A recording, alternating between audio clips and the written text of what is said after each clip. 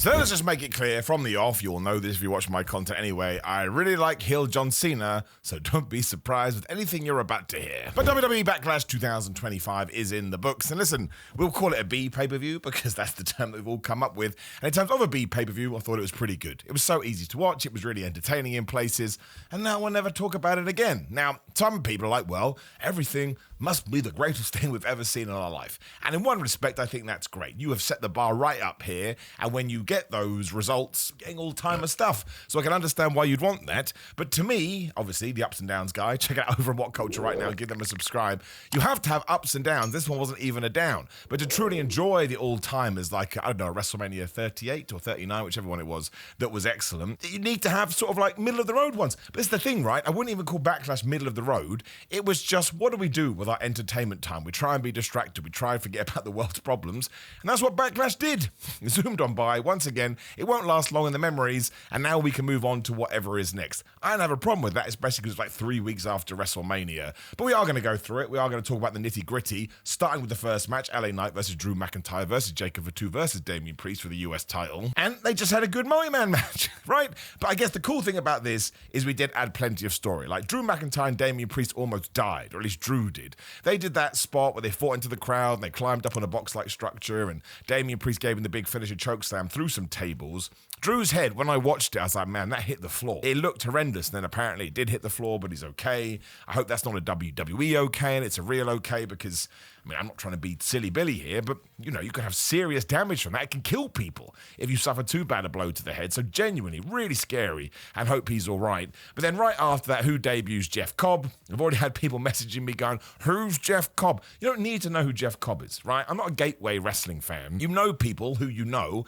and eventually you'll learn about others, be it through WWE. Even if you only just watch WWE and you started watching in 2018, good for you. Let's go 2022. We'll move past the pandemic. I don't care if you started watching yesterday, right? As long as you watch his work on the WWE television and soon decide whether you like it or dislike it, that's all that matters. Thankfully, I'm a nerd, and I've watched him in lots of places. He's fantastic. He's been fantastic in New Japan, Lucha Underground, and he's probably worked Ring of Honor a bunch of times. He's worked in so many places, I can't even name them. But he is just, well, he's an athletic freak. Because he's not a very tall guy. He's probably, like 5'10". But he's really big. Like, he's massive, and he just moves like a cat. He does team up with Solo Sikoa. They absolutely bludgeon LA Knight. And, of course, you get the whole Jacob Fatu looking at them like, well, nobody told me about this. So what is going on? Which is actually the same story we're telling in the Judgment Day. Don't want to be that guy with Finn Balor and JD McDonough coming back. But it works. Jacob Fatu still hits his finishes because he's keeping that belt. 1, 2, 3 over LA Knight, and then he walks off, which also probably means we are going to get knee-deep into this LA Knight Bloodline 3.0 feud, I guess. I guess we have to keep carrying on with Drew and Damian, which I didn't see coming. I thought LA Knight and Drew McIntyre, Damian Priest were going to do something instead, whereas Drew McIntyre would move on to Cody Rhodes, but we'll wait and see. It was really well executed. WWE as of late has made sure not to do the whole, we're doing a 4-man. So we go you two, then the other two, then the other two. There was loads of 3-way spots. There was loads of 4-way spots. There was a really cool bit in the middle when they'd all charged their meters and it went finisher. Drew McIntyre had the match won, and Damian Priest pulled the ref out the ring, which led to the bit of death on the outside. But I sat there and I watched it. It was probably, 12 to 15 minutes. Jeff Cobb turned up, which got a pop from me because, again, I'm a massive geek. I was like, brilliant. You've done exactly what I wanted you to do. I didn't think any belt was going to change. Everybody here is really talented. I think we can kind of use this to give LA Knight a little bit of his edge back. Not Adam Copeland. He went to AEW. And now we can continue on with this Bloodline stuff. I don't like all this disparity towards my boy Solo Sikoa either. I think he's awesome. People are like, he used to be in the world title scene, and now he's doing this. His character is way better. His facial expressions are way better, and his general aura, to use that dumb word, is way better. And I just really enjoy him, to be honest. And I think he's really good in this role, especially because it is going to be him soon versus Solo Sikoa for the US title. He will lose. I would imagine that Jeff Cobb wins it, so we want to light a fire under his ass. And it also means more Bloodline people are probably going to try and come in. So the real situation is, and I talked about this on my social media, cheap plug Simon 316, can we outlive, like our real lives, the Bloodline being on WWE TV? And the answer is no. Becky Lynch versus Lara Valkyrie was next. It's just great. It was so good. It was so well wrestled. Becky Lynch, at this point, dare I say, is underrated, given some of the reactions she gets online. Lara Valkyrie, in terms of in-ring, is just smashing it. She never misses. And we got the surprise finish, because you can go back and watch my predictions of me being a nerd, going, I think that Becky Lynch will win, because she can win by cheating, and then she'll be the champion, and then Lara can win it back. We did the opposite, and we had Lara Valkyrie get the first win, and kind of told the story she's a better wrestler, because she also beat Becky in NXT a couple of years ago. Now, Saturday's main event is like in 2 weeks' time. I think Becky Lynch will win the championship there, 100% by cheating. But doing these kind of, I would call it a surprise result, at least from my point of view, now makes me go into every match for a while going, I don't know who's going to win, because I didn't expect this was going to happen. And it really is utilizing Becky's star power too. She can lose. Has it harmed her? No, especially because she jumped Lara Valkyrie after this. She tried to snap her arm. She's a horrible, horrible person. I suppose you could sell that as an injury, which is one of the reasons Lara Valkyrie loses in a couple of weeks. Now, two things I want to talk about here as well. I mean, it was really, really good. I want to make that clear. But it didn't have any distractions at the end. It didn't have any interference. Every other single match on Backlash did. WWE needs to calm it down a bit. I mean, what do I know? Absolutely nothing. But now I expect it on Raw, I expect it on SmackDown, and now I'm expecting it on pay-per-views. I think you need to pick one lane, be it TV or PLEs, and just decide that it's going to be a less is more situation, because now it almost feels like a crutch. Like, we need to get out this match, send some dudes to the ring. We need to do this, or somebody can jump on the ring apron. My gosh, the ring apron should become illegal territory by this point. But I also want to talk about my man, LJ Cleary, who was at ringside. He is Lara Valkyrie's fiance. And I don't want to get into it. I'll just show the tweet that I put out there, because some people were being idiots and being mean and insinuating certain stuff. Now, first of all, he is a wonderful human being. I've worked him before in wrestling, and he's really, really good at his job. He flies around the world. He wrestles everywhere. Everybody respects him, and he's a stud, right? Just because somebody took a camera angle and you thought he looked a certain way from a camera angle doesn't mean you need to go on the internet and say stuff, especially when your profile pic was like an egg, right? It's always an egg or some kind of anime character. Listen, I love anime. That's just what these people do. But don't say horrible things, right? It's just a ridiculous thing to say, and it's untrue, right? It's completely untrue. He's a super duper good dude, and like I say, I would date him, and I'd be lucky. I'd be lucky to date him, and he has wonderful, wonderful hair. So I just wanted to point that out, especially because it's exciting. Like I say, he is a wrestler. Is he going to do something? Has he been signed? I have no idea. Maybe it was just a cameo for idiots like me, but I enjoyed that. But yes, in terms of pure wrestling, this was the best thing by a mile. And Becky Lynch continues to raise the profile of new people, I suppose, and Lara Valkyrie just holds her own. If we can get the character and the promos down, which have been way better over the last few weeks, and we can continue them on, she's going to come out of this program smelling of roses, and she'll absolutely be someone you can build for much bigger things in the future. And that's exciting, because that's what we need. And I was about to say, it's the same for Dominic versus Penta for the men's IC belt. I suppose in a way that it is, but Dominic Mysterio is almost there, essentially. He'll have his big babyface turn, and he will become a world champion. I said that about 6 months ago. It wasn't even a hot take, but I'm just glad those words came out of my mouth. But this is the one where I sat back. Dominic did this cool dive where he caught Penta and gave him a DDT. But after that, I was like, right, we're at the Judgment Day. I almost put it on my watch. I almost wore a Judgment Day watch, which is not a thing, and it came after the awesome Canadian Destroyer on the ring apron. I mean, there is no room there whatsoever, and it is the hardest part of the ring. Out comes Carlito. It turns out he's a distraction, so it's a distraction to cause a distraction, like that time Hideo Kojima did an announcement, because he's got an announcement coming. Finn Balor and JD McDonagh hopped the barricade, but you're not going to believe this, guys. I know.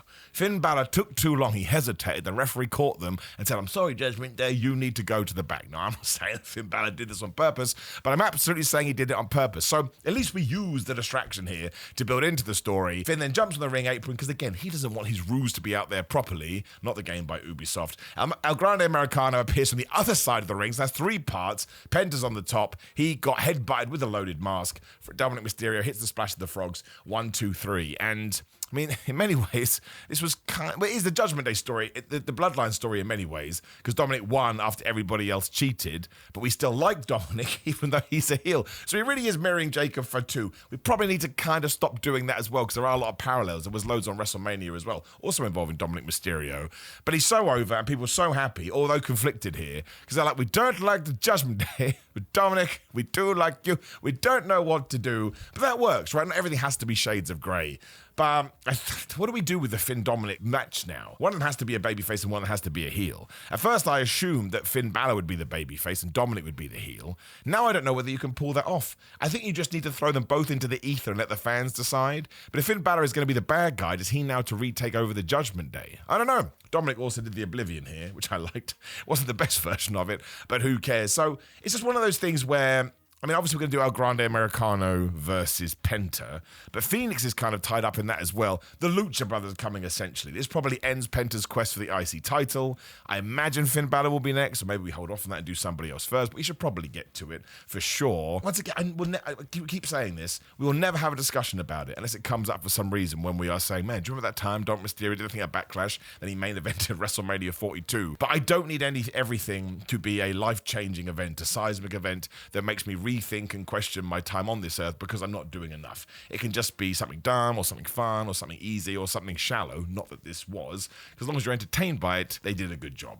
Thought it was fine. I like everybody involved. Pat McAfee versus Gunther seems to be one of two matches that are causing some conversation because, yes, it went long and Pat McAfee got a bit of offense in, but that is like saying I have a few hairs on my head. It is technically true, but that's not what you're going to focus on. Gunther killed this guy. Like, he killed him. Even when Pat was flipping out a German suplex, it was amazing. Gunther would just kick his ass and he would lariat him and he powerbombed him and he hit a Boston Crab. At one point, he got booted in the face. He just went, ha, ha, ha, ha. Even when Pat McAfee punted him, which is what he was doing in the NFL, Gunther kicked out a 1. And the only time Pat McAfee got a 1-2 kick out is when he went to suplex Pat McAfee back into the ring, and that cheating, conniving, shady Michael Cole held the leg, and we got a near fall, but that was pretty good. Obviously, Michael Cole at one point when Pat was in the Boston Crab was like, no, let him out the Boston Crab. He's not even from Boston. Gunther then pretends he's going to powerbomb Michael Cole. He doesn't. That's when Pat McAfee sort of had this random near fall. But Pat should be ashamed of himself because he tried to chop Gunther. What are you doing? It's like bringing a knife to a gunfight. But I think my main takeaway from it is, and of course eventually Gunther just chokes Pat McAfee out as Michael Cole went, I'm partly responsible for this. You're 100% responsible for this. But Pat McAfee knows what he's doing. We see this with all the NXT stuff and the Adam Cole stuff and when he fought Austin Theory, not the Vince McMahon match. To me, it was just more important from a variety point of view. We'd had 3 matches, most of which I don't want to say they were similar, but it was of, quality workers. Pat McAfee can hold his own. It felt very sports entertainment. It felt very gimmicky. It felt very novel. It allowed Gunther to get a win and sort of act like that respectful but weird dude that he is because he kind of shook Pat McAfee's hand, but he didn't. But, if you challenge him in the ring and you go toe-to-toe with him, he does sort of think you're more of a person. But I don't want everything just to be match. Give me some nonsense. Give me something different. Give me something that makes me, oh, this is interesting. I don't know what's going to happen here.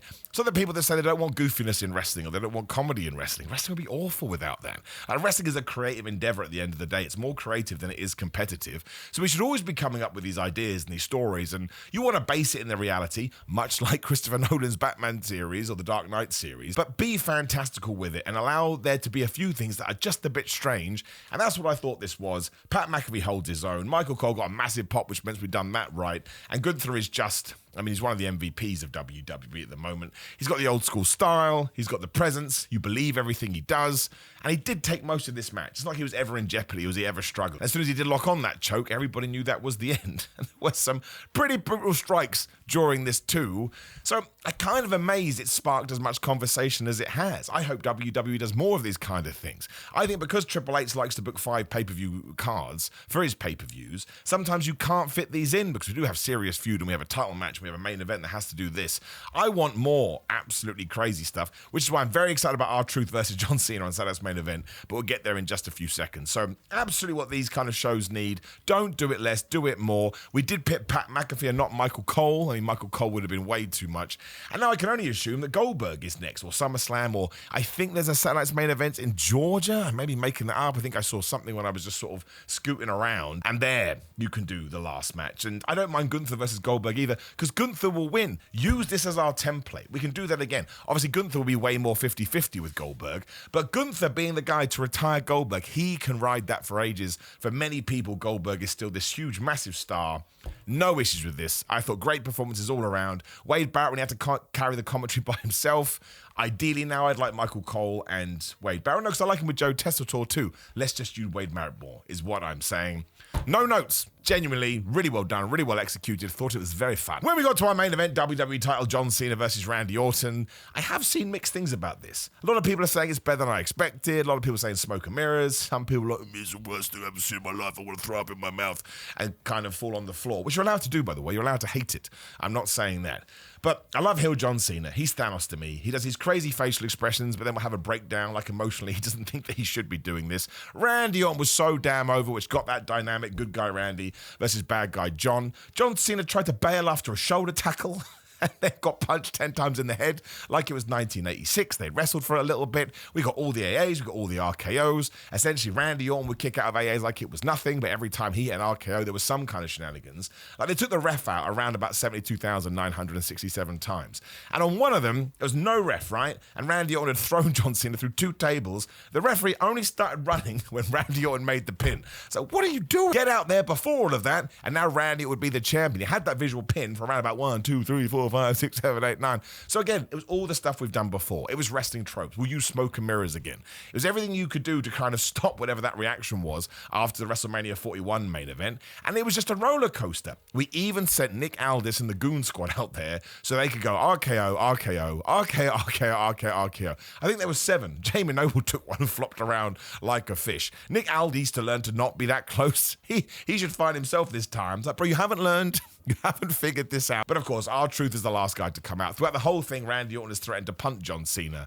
And Truth is like, please don't punt him. He's my lover and he's my friend. Randy Orton RKO's him. Because it's R-Truth, he feels he needs to tell him off, turns around, gets punched in the balls, belt shot, 1, 2, 3. What else were we expecting? I love the fact that Cena will not win with the AA and everyone just kicks out of it. I think Randy Orton was protected and then some. Like I say in the post-match press conference, we got an AA through the table from John Cena onto R-Truth.